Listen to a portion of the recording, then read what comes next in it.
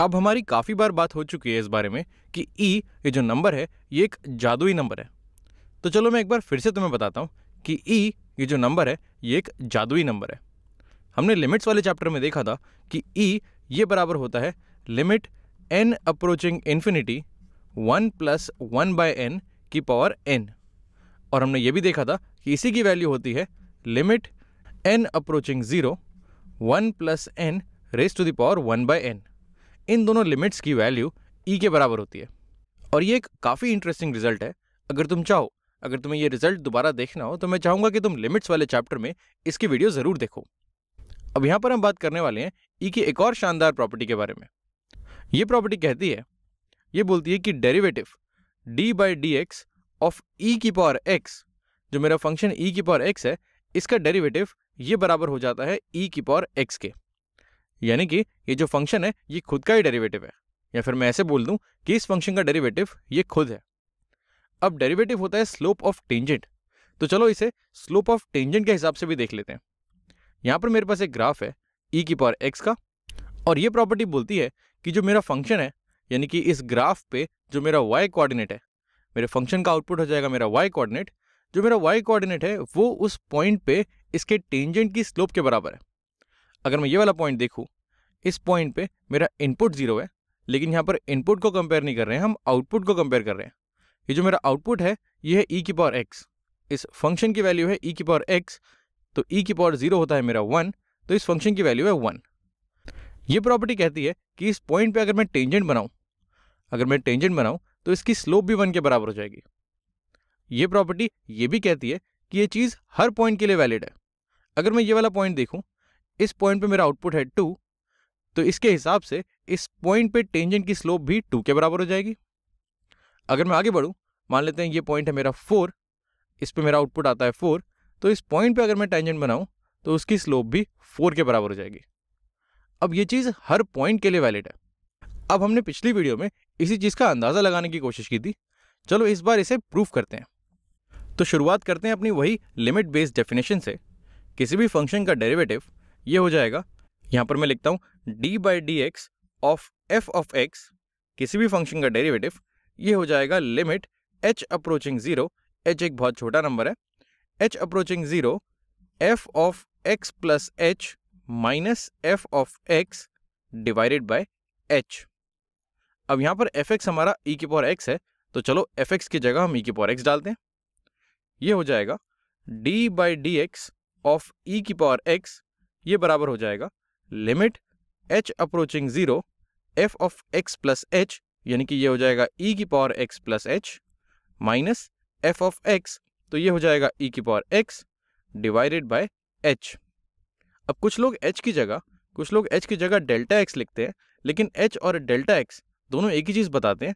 ये दोनों बोलते हैं small change in value of x की वैल्यू में बहुत थोड़ा सा चेंज। अब यहाँ से अगर हम आगे बढ़ें तो इस e की पावर x प्लस h को, ये जो यहाँ पर लिखा हुआ है e की पावर x प्लस h, इसको मैं तोड़ सकता हूँ e की power x multiplied bye e की पावर h से। यहाँ मैं एक्सपोनेंट्स की प्रॉपर्टी लगा सकता हूँ। तो जो मेरी लिमिट है वो ये हो जाएगी d/dx ऑफ e की पावर x, ये बराबर हो जाएगा लिमिट h अप्रोचिंग 0, e की पावर x प्लस h की जगह मैंने लिख दिया e की power x multiplied bye e की पावर h। क्योंकि दोनों का बेस सेम है तो इनकी पावर ऐड होके ये x प्लस h बन जाएगा। बाकी सारी चीज़ें वैसे ही लिख देते हैं, माइनस e की power x divided by h। अब यहाँ पर मैं देख सकता हूँ कि e की पावर x मुझे यहाँ भी दिख रहा है और e की पावर x मुझे यहाँ भी दिख रहा है, तो इस e की पावर x को हम कॉमन ले लेते हैं। अगर मैं थोड़ी सी जगह बनाऊँ, यहाँ पर अगर हम देखें तो जो मेरा डेरिवेटिव है वो बराबर हो जाएगा, उसकी वैल्यू हो जाएगी लिमिट h अप्रोचिंग 0, e की पावर x अगर मैंने कॉमन लिया, e की power x multiplied bye e की पावर h माइनस ये हो जाएगा 1 डिवाइडेड बाय h। अब ये लिमिट मेरी h को 0 बना रही है, इसका e या x से कोई लेना देना नहीं है, तो ये जो लिमिट है ये सीधा h से जाके बात करेगी और मेरा e की पावर x यहाँ से बाहर आ जाएगा। अगर मैं ये लिमिट की प्रॉपर्टी यहाँ पर लगाऊं तो इसकी वैल्यू हो जाएगी, ये बराबर हो जाएगा e की power x multiplied by limit h approaching 0 e की power h minus 1 upon H. अब इससे आगे बढ़ने के लिए हमें एक खुफिया टेक्निक लगानी होगी जिसे हम बोलते हैं change of variable. Change of variable, इस टेक्निक में हम ये जो लिमिट है ये h को 0 के पास ले जा रही है। हम एक नया फंक्शन बनाएंगे h का, हम इस वेरिएबल को चेंज करेंगे और फिर देखेंगे लिमिट हमारी किस तरह से काम करती है। तो अगले स्टेप के लिए तुम्हें थोड़ा सा दिल थाम के बैठना होगा। अगले स्टेप में मैं ये करता हूँ कि जो मेरा न्यूमरेटर लिखा हुआ है, ये जो मेरा न्यूमरेटर है e की पावर h माइनस 1, e की पावर h माइनस 1, इसको मैं मान लेता हूँ कि ये एक n है। भाई ये कोई ना कोई वैल्यू तो लेगा ही। अब ये जो भी वैल्यू लेगा इसको मान लेते हैं कि ये n के बराबर है। अब अगर ये n के बराबर है तो मेरा h किसके बराबर है? हमने न्यूमरेटर को n के बराबर कर दिया, तो मेरा डिनोमिनेटर किसके बराबर है? उसके लिए मुझे h की वैल्यू निकालनी होगी। इस h की वैल्यू मुझे n के टर्म्स में निकालनी होगी। अगर मैं देखूं तो मुझे दोनों साइड 1 ऐड करना है। इस इक्वेशन को सॉल्व करने के लिए मैं दोनों साइड 1 ऐड करता हूं, तो ये हो जाएगा e की power h plus 1 minus 1 cut गया, यहां बचा मेरा n प्लस 1, ये बराबर हो गया n प्लस 1 के।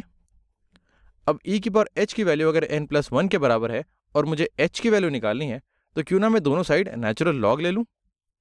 अगर मैं दोनों साइड नेचुरल लॉग लेता हूं, नेचुरल लॉग ऑफ e की पावर h, ये बराबर हो जाएगा natural log of n plus 1 के, ये n प्लस 1 के बराबर हो जाएगा। यहां हमने एक ही चीज की है, हमने दोनों तरफ नेचुरल लॉग लगाया। अब लॉग की प्रॉपर्टी ये कहती है कि नेचुरल लॉग ऑफ e की पावर h अगर लिखा हुआ है तो तुम इस h को, ये जो हमारा h है, इसको तुम यहां से बाहर ला सकते हो। नेचुरल लॉग की प्रॉपर्टी ये कहती है कि ln a की पावर b ये बराबर हो जाता है b टाइम्स ln a के। तो अगर ये प्रॉपर्टी मैं यहां पर लगाऊं तो ये हो जाएगा h times natural log of e, ये बराबर हो जाएगा natural log of n plus 1 के। अब नेचुरल लॉग ऑफ e ये तो 1 ही होता है। भाई e की हम क्या पावर करें कि हमें e मिले, तो ये तो 1 है। तो इसकी वैल्यू अगर 1 है तो यानी कि मेरे h की वैल्यू आ गई यहाँ से।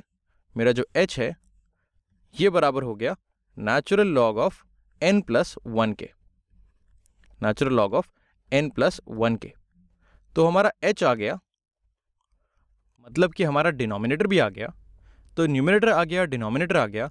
अब बस इस लिमिट के बारे में सोचना है, ये लिमिट किस चीज़ को अप्रोच कर रही होगी। यहाँ से अगर मैं h उड़ा दूँ और उसकी जगह n लिख दूँ तो मुझे लिमिट से भी तो h हटाना होगा। तो लिमिट में अगर मुझे देखना है तो मेरा नया वेरिएबल है n। अब अगर h 0 को अप्रोच कर रहा है तो n किसको अप्रोच कर रहा होगा? चलो देखते हैं। मैं कह रहा हूँ कि जब मेरा h 0 को अप्रोच कर रहा होगा तो मेरा n किस चीज़ को अप्रोच कर रहा होगा? मेरा n है e की पावर h माइनस 1। e की पावर h की अगर हम बात करें तो ये किसको अप्रोच कर रहा होगा?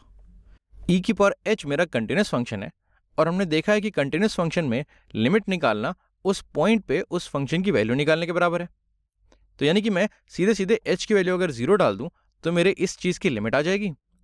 मैं बोल रहा हूँ कंटिन्यूस फंक्शन के लिए, फॉर अ कंटिन्यूस फंक्शन, या मैं स्टार लगा के मैं लिखता हूँ for a continuous function limit h approaching c f of h ये बराबर होता है f ऑफ c के। इसके लिमिट की वैल्यू f ऑफ c के बराबर होती है। और यहाँ पर मैं अगर h की जगह 0 डाल दूँ तो मुझे पता लग जाएगा कि e की पावर h किसको अप्रोच कर रहा है। तो अगर मैं h की जगह 0 डालूँ तो ये अप्रोच कर रहा है e की पावर 0 को, और e की पावर 0 होता है मेरा 1, तो यानी कि ये अप्रोच कर रहा है मेरा 1 को। अब अगर e की पावर h मेरा 1 को अप्रोच कर रहा है तो e की पावर h माइनस 1 किसको अप्रोच कर रहा होगा? भाई अगर एक वैल्यू 1 के बराबर है तो उसमें से अगर मैं एक घटा दूं तो वो किसके बराबर होगी? 0 के बराबर होगी। मैं ये कह रहा हूं कि e की पावर h माइनस 1 ये अप्रोच कर रहा होगा 1 माइनस 1 यानी कि 0 को, और e की पावर h माइनस 1 ये तो n के बराबर है, तो यानी कि n अप्रोच कर रहा होगा, यहाँ से हमने देखा n अप्रोच कर रहा होगा 0 को। अब ये तो हुई कहानी चेंज ऑफ वेरिएबल की। तो चलो इस चीज़ को वापस हम लिमिट में लगाते हैं। हम निकालना चाह रहे हैं डेरिवेटिव e की पावर x का, जिसकी वैल्यू हम यहाँ तक लेकर आ चुके हैं, जिसकी वैल्यू ये है। अब यहाँ पर हम h को गायब करके n को लेकर आते हैं। मैं थोड़ी सी जगह बना के लिखूँ। ये चीज़ अगर मैं इसको यहाँ से नीचे लेकर आऊँ तो ये चीज़ बराबर है e की power x multiplied by limit h approaching 0 इसकी जगह मैं लिखूंगा n अप्रोचिंग 0, क्योंकि ये मेरा नया वेरिएबल है, n अप्रोचिंग 0। e की पावर h माइनस 1 की जगह मैं लिखूंगा n, और डिनोमिनेटर में h, इसकी जगह मैं लिखूंगा ln n प्लस 1। ये हो जाएगा ln n प्लस 1। अब चलो देखते हैं इसे कैसे सॉल्व करेंगे। अगर मैं थोड़ी सी और जगह बनाऊं तो अब हमें सॉल्व करना है e की power x multiplied by limit n approaching 0 n divided by natural log of n plus 1। यहाँ पर मैं न्यूमरेटर और डिनोमिनेटर को n से डिवाइड कर देता हूँ। यहाँ पर अगर मैं डिवाइड करता हूँ n से तो ये हो गया 1 बाय n, और यहाँ पर भी आ गया 1 बाय n। ऐसा करने से लिमिट की वैल्यू चेंज नहीं होगी। n को अगर मैं देखूँ तो ये n से कैंसिल हो रहा है, न्यूमरेटर में n और n कैंसिल हो रहा है, और मेरा डिनोमिनेटर बन रहा है 1 by n natural log of n plus 1। तो यानी कि ये हो गया, इसकी वैल्यू हो गई e की power x multiplied by limit n approaching 0 1 divided by 1 by n natural log of n plus 1। अब यहाँ पर हम लॉग की वही प्रॉपर्टी अगर दोबारा लगाएं कि नेचुरल लॉग ऑफ a की पावर b ये बराबर होता है b times natural log of a, लेकिन इस बार हम इसको उल्टा लगाते हैं। इस बार b times natural log of a की वैल्यू लिखते हैं नेचुरल लॉग ऑफ a की पावर b। तो यहाँ पर b हो जाएगा मेरा 1 बाय n जो नेचुरल लॉग के बगल में खड़ा है, और मेरा a हो जाएगा n प्लस 1 जो नेचुरल लॉग के अंदर बैठा है। तो अगर मैं ये प्रॉपर्टी लगाऊं तो ये बराबर हो जाएगा, इसकी वैल्यू हो जाएगी e की power x multiplied by limit n approaching 0 1 upon 1 by n मेरा ऊपर चढ़ जाएगा, ये हो जाएगा नेचुरल लॉग ऑफ, ये हो जाएगा n प्लस 1 की पावर 1 बाय n। तो ये इसकी वैल्यू हो जाएगी।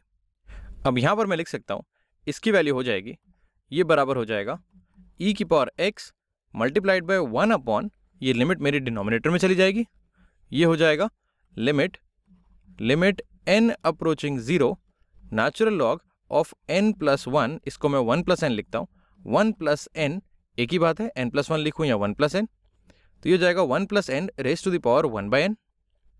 अब यहाँ पर मैं लिख सकता हूँ, यहाँ पर मैं थोड़ी सी जगह बनाऊँ तो मैं लिख सकता हूँ इस चीज़ की वैल्यू ये बराबर हो जाएगी e की power x multiplied bye 1 upon, ये लिमिट मेरी इस लॉग के अंदर चली जाएगी क्योंकि इसको तो n से मतलब है, तो ये अगर अंदर जाती है तो ये बराबर हो जाएगा नेचुरल लॉग ऑफ लिमिट, मैं थोड़ी सी जगह बना के लिखता हूँ, ये नेचुरल लॉग के अंदर चल रहा है सब कुछ, नेचुरल लॉग ऑफ, अब मेरी लिमिट सीधा इनके पास आ चुकी है और हम भी अपने सोल्यूशन के बहुत पास आ चुके हैं, limit n approaching 0 1 plus n raise to the power 1 by n। अब यहाँ पर हमने n को पकड़ लिया है और इस फॉर्म में पकड़ा है जिस फॉर्म में हम इसको पहले देख चुके हैं। हम पहले प्रूव कर चुके हैं कि limit n approaching 0 1 plus n की पावर 1 बाय n ये तो e के बराबर होती है, ये हमने लिमिट्स वाली वीडियो में देखा है। तो इस चीज़ को अगर हम यहाँ पर लगाएं और हम देख सकते हैं हमारा आंसर आने ही वाला है, तो इस पूरे लिमिट की वैल्यू हो जाएगी e और हमें लिमिट से छुटकारा मिल जाएगा। तो इस चीज़ की वैल्यू हो जाएगी, ये चीज़ बराबर हो जाएगी, अगर मैं इसको यहाँ से ऊपर ले जाऊँ, इस चीज़ की वैल्यू हो जाएगी e की power x multiplied bye 1 upon natural log of, अब ये पूरा तामझाम इसकी वैल्यू e के बराबर है, तो ये लिख दिया मैंने नेचुरल लॉग ऑफ e, और नेचुरल लॉग ऑफ e क्या होगा, ये तो 1 के बराबर है, तो इसकी वैल्यू 1 है, ये लिखा है e की power x multiplied bye 1 upon 1, यानी कि ये लिखा हुआ है e की पावर x, तो हमने देखा कि इसकी वैल्यू हो जाएगी e की पावर x, यानी कि हम प्रूव कर चुके हैं फाइनली, इतनी मेहनत के बाद हम प्रूव कर चुके हैं कि डेरिवेटिव ऑफ e की पावर x ये बराबर होता है e की पावर x के।